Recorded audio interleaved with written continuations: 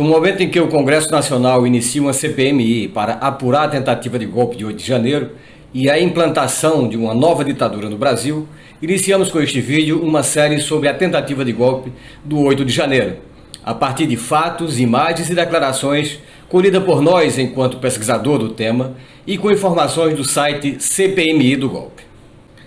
A democracia é um bem de toda a população brasileira, pela qual, num passado recente de nossa história, homens e mulheres deram suas vidas. Em memória daqueles que foram torturados e mortos pelos ditadores, e pela paz no presente momento, e ainda pelo futuro dos que virão, não podemos deixar de lutar pela democracia. Neste vídeo veremos como os bolsonaristas, logo após o resultado da eleição de Lula em 30 de outubro de 2022, intensificaram a tentativa de golpe de Estado. Em 30 de outubro de 2022, a maioria da população brasileira elegeu Lula para seu terceiro mandato presidencial, derrotando a extrema-direita bolsonarista. Bolsonaro, derrotado nas urnas, se recusou a reconhecer a derrota e entrou em um longo período de silêncio.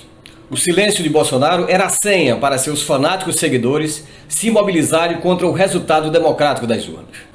Ainda na noite do 30 de outubro, após o anúncio oficial do TSE reconhecendo a vitória de Lula, as hordas bolsonaristas começaram a bloquear as estradas, tentando provocar o caos no país. E não demorou muito para que começassem a se fixar em frente a quartéis do Exército em todo o país, pedindo por um golpe militar. Foi neste clima de tensão e de clara ameaça à democracia que em 30 de novembro de 2022, portanto, um mês após o segundo turno das eleições, o Senado abrigou uma audiência pública que, devido ao que se falou e às pessoas presentes, pode ser considerada uma reunião preparatória dos ataques terroristas de 12 e 24 de dezembro e a tentativa de golpe do 8 de janeiro de 2023. O que chamamos de reunião preparatória do golpe foi realizada na Comissão de Transparência, Fiscalização e Controle, disfarçada em audiência pública, convocada pelo senador bolsonarista Eduardo Girão, do Podemos do Ceará, que, segundo Girão, a reunião seria para discutir o pleito no Brasil de 2022. No encontro, os presentes, em sua totalidade apoiadores de Jair Bolsonaro, se recusaram a aceitar o resultado das urnas. Segundo eles, a eleição havia sido fraudada, injusta, discriminada, suspeita, parcial, maculada, não transparente, duvidosa e de mentirinha. O então deputado eleito Gustavo Gayer, do PL de Goiás, por exemplo, afirmou que simplesmente não houve eleição. E o deputado Marcelo Moraes, do PL também de Goiás, disse haver elementos suficientes para derrubar essa eleição. Atente para a fala do parlamentar, pois para derrubar uma eleição, como eles queriam, só por um golpe de Estado. Toda a sessão do Senado foi transmitida ao vivo em telões para golpistas acampados em frente aos quartéis Brasil afora, inclusive no quartel-general em Brasília, que àquela altura já abrigava, graças ao financiamento de empresários bolsonaristas que hoje estão sendo identificados e investigados pela Polícia Federal. A reunião no Senado durou mais de 11 horas de audiência. Antigas mentiras inventadas por eles mesmos foram repetidas para comprovar o que eles queriam, a sua alocada tese de eleição fraudada. Como a fala de um dos ex-ministros de Bolsonaro, o Fábio Van Garten, recuperando um factoide de que as rádios deixaram de veicular a campanha do ex-presidente derrotado. Já o youtuber argentino de extrema-direita, Fernando Seremédio, ganhou espaço para repetir sua já desmoralizada denúncia sobre indícios de fraude nas urnas eletrônicas. Na verdade, ele apenas reproduziu o que Bolsonaro disse ao longo de toda a campanha e mesmo antes da campanha. Os golpistas reunidos no Senado reviveram velhos fake news, como por exemplo a fake de que os institutos de pesquisas manipularam os dados e que o ex-presidente do TSE, o ministro Luiz Roberto Barroso, teria dito que eleição não se ganha, eleição se toma, desmentida desde agosto de 2022. Essa frase foi citada por eles como sendo verdade, numa clara demonstração de incitação às suas hordas bolsonaristas. E desta forma, naquela sessão, os golpistas alimentaram seus seguidores, convencendo-os de que o Brasil vivia um estado de exceção. Inclusive, essa é uma expressão empregada mais de 20 vezes por diferentes participantes durante a reunião. E o culpado por essa ditadura era o Poder Judiciário, que não só, segundo eles, interferira no processo eleitoral, como estariam perseguindo e censurando a direita brasileira.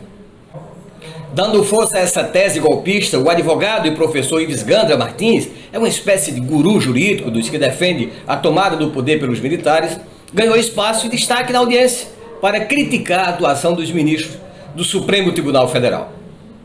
Ao cidadão, disseram os participantes, caberia resistir e defender a democracia em uma completa inversão da realidade. Não pode voltar ao poder. Faremos de tudo o que for necessário. Vocês que estão protestando e é legítimo, e nós faremos a nossa parte. Estamos juntos nessa empreitada até o fim, atiçou o senador bolsonarista Luiz Carlos Reis, do PP do Rio Grande do Sul.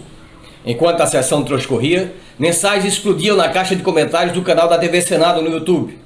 Dentre elas, SOS Forças Armadas, GLO, Garantia da Lei e da Ordem, artigo 142, eram algumas das expressões mais comuns, todas um claro apoio a um golpe militar. O incentivo à turba acampada em frente aos quartéis surtiu efeito e foi como gasolina lançada sobre uma fogueira que estava acesa desde a derrota de Jair Bolsonaro. A temperatura golpista subiu em Brasília após a reunião no Senado. 3 dias depois, bolsonaristas invadiram um shopping da capital federal aos gritos pedindo liberdade e a prisão de Lula. A ação semelhante se repetiu na semana seguinte e indígenas apoiadores de Bolsonaro surgiram como protagonistas de protesto contra o resultado das eleições e contra o Supremo Tribunal Federal. O tom agressivo se transformou em violência de fato em 12 de dezembro, dia da diplomação de Lula e Geraldo Alckmin como presidente e vice-presidente eleito. Terroristas incendiaram veículos, levaram pânico às ruas de Brasília e tentaram invadir a sede da Polícia Federal. A escalada insana contra a democracia continuou. Em 24 de dezembro, um atentado à bomba que mirava o aeroporto de Brasília foi evitado pela Polícia Militar do Distrito Federal. E por fim, em 8 de janeiro de 2023, um ataque golpista e terrorista atingiu as sedes dos 3 poderes da República. E não foi por coincidência. Os protagonistas desses ataques estavam na audiência de 30 de novembro no Senado. Por exemplo, o cacique Roni Pareci, que ao lado do cacique Tessererê, liderou os protestos contra as eleições e o STF já naquele dia 12 de dezembro de 2022. O empresário George Washington de Oliveira Souza, hoje um dos condenados pela tentativa de explodir o aeroporto de Brasília, também estava lá.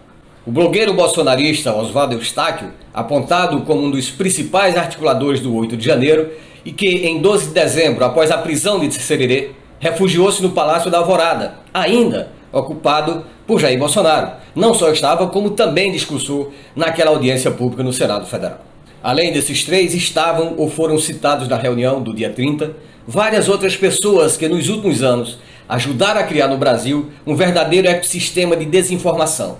São nomes que vão de juristas a parlamentares de extrema-direita, como Bia Kicis e Daniel Silveira, passando por blogueiros de canais de YouTube, a exemplo do foragido Alan dos Santos e sua Terça Livre e do Brasil Paralelo. Muitas dessas pessoas que formam essa organização criminosa já eram citadas ou tinham sido punidas no inquérito das fake news no STF, que investiga atos antidemocráticos no país. Mesmo assim, insistiram não só na continuidade do crime, como também premeditaram os atos terroristas de 8 de janeiro, que ameaçaram e ainda ameaçam a democracia brasileira. Recentemente foi ao ar o site CPMI do Golpe, construído para mostrar à população os principais fatos, os principais atores e todo o ecossistema que levou à tentativa de golpe de Estado em 8 de janeiro. E este é o primeiro vídeo de uma série deles.